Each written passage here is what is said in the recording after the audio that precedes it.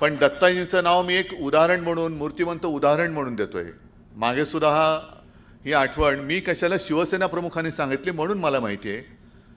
शिवसेना प्रमुखांनी सांगितली तेही तुम्हाला आठवत असेल आणि मी सांगितली आहे ती तुम्हाला आठवत असेल, तरी मुद्दाहून परत सांगतो. 66 साली 19 जून 1966 साली शिवसेनेची सुरुवात झाली. शिवसेना प्रमुखांचा भाषणाचा झंझावात सगळीकडे चालू होता. आम्ही तेव्हा दादरला होतो, राहायचो. आणि एक दिवस दरवाजाची घंटा बेल वाजली. दार उघडल्यानंतर शिवसेना प्रमुखांनी सांगितलेलं एक चांगला तगडा माणूस, कुरळे केस, समोर उभा. त्याला हां कोण आपण? मी दत्ता साळवी. तर काय काम आहे?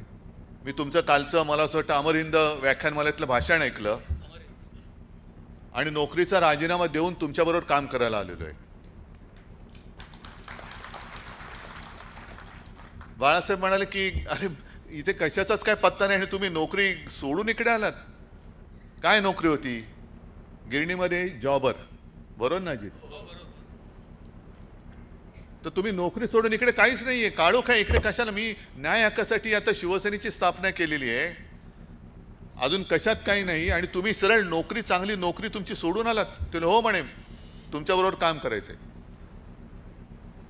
आणि आज मी मुद्दामून एवढ्यासाठी नाव घेतलं की जो स्वतःची नोकरी सोडून ज्यांनी अंधारात उडी मारली, त्यांनी भारतीय कामगार सेनेचं नेतृत्व करून हजारो लाखो लोकांच्या आयुष्यात उजेड पाडला.